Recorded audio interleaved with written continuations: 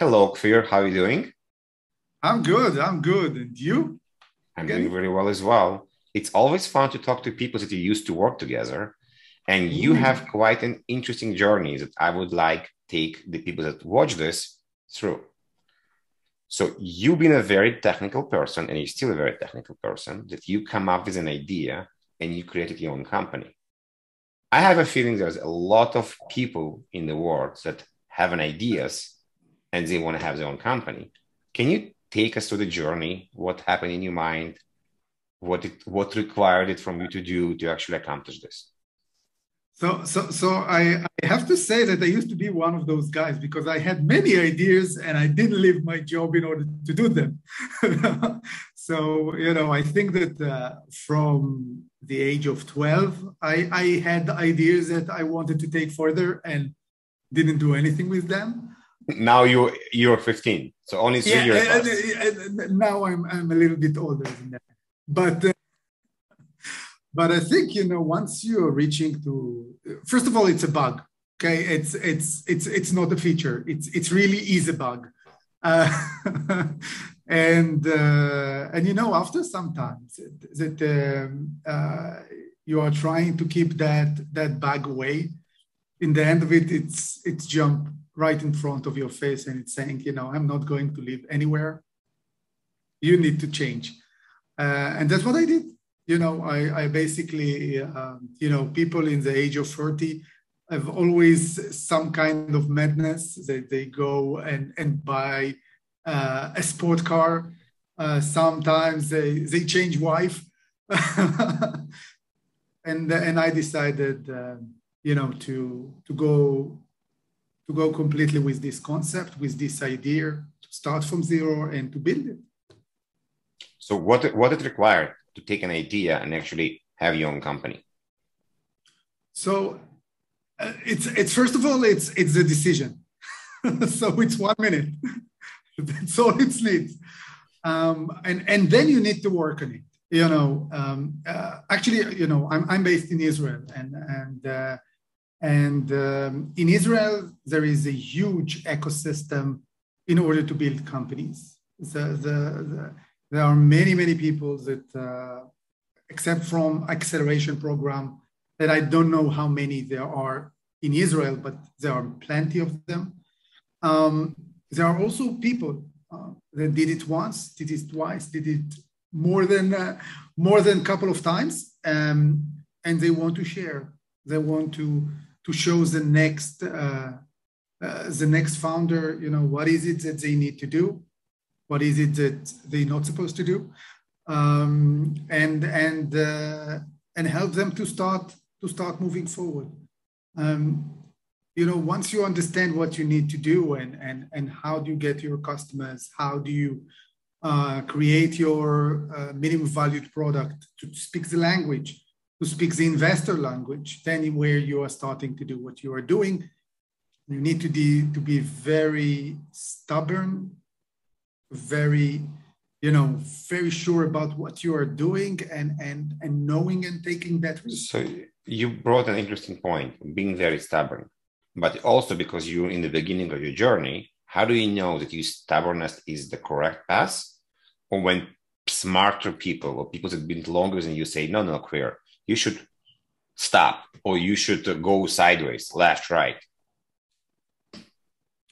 So you hear a lot. Okay. And with Jewish people, every person that you are talking with have three different ideas. but, but generally, you know what is right. In the end of it, it's sitting in your stomach. You know when something is not going to the right direction and you need to pivot, you need to change. You ask your customers, you ask your colleagues, you ask the people that you meet with. Um, you hear from your investors.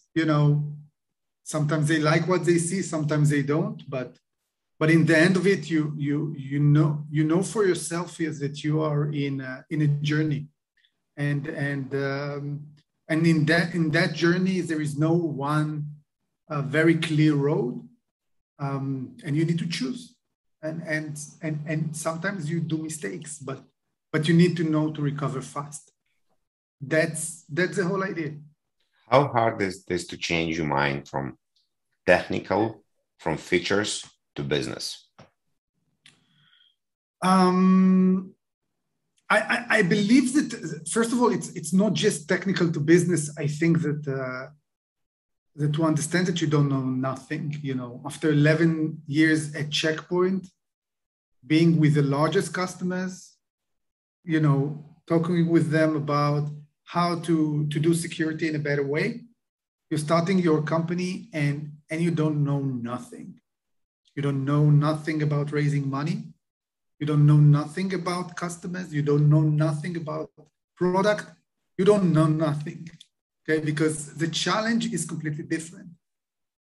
When you are in a big company like Checkpoint, you want to talk with the Bank of America, speak with, you give 3 calls, 3 emails to different people, and you have the Bank of America on your line. As a startup, it's completely different. It's not like that. But it is what it is. You need to digest. You need to change. And you need to know that you don't know. So your company been around for several years. Right now, what do you think is more important? To have all the features, or to try to sell first and then build the rest of the features? So we are running for quite some time. So we are definitely not running for another feature. It's not that. It's to how do we bring bigger value to the customer?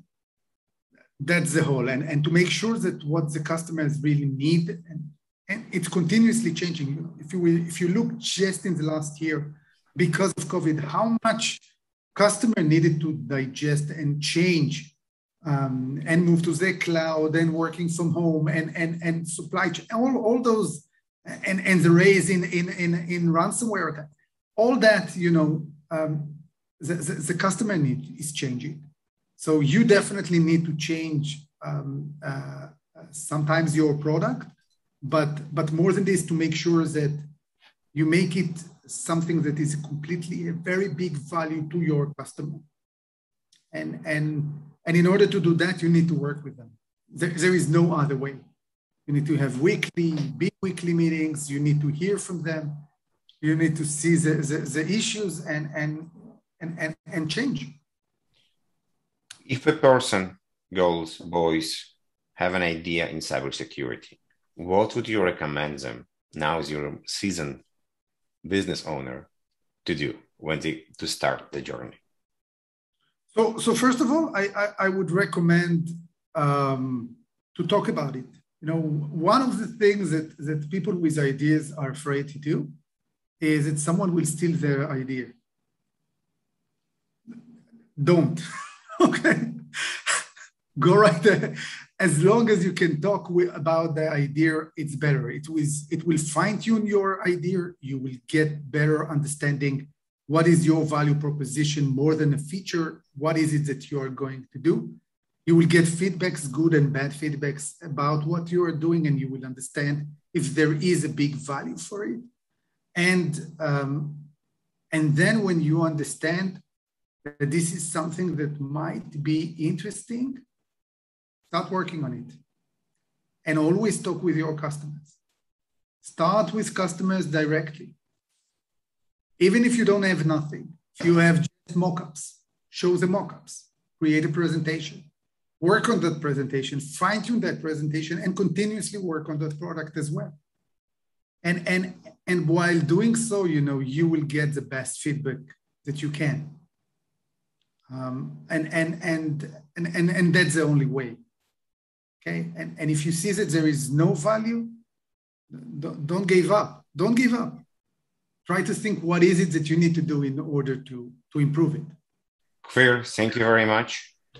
It was awesome. I hope it will help people. Thank you. Thank you for having me, and again, looking forward for the next talk.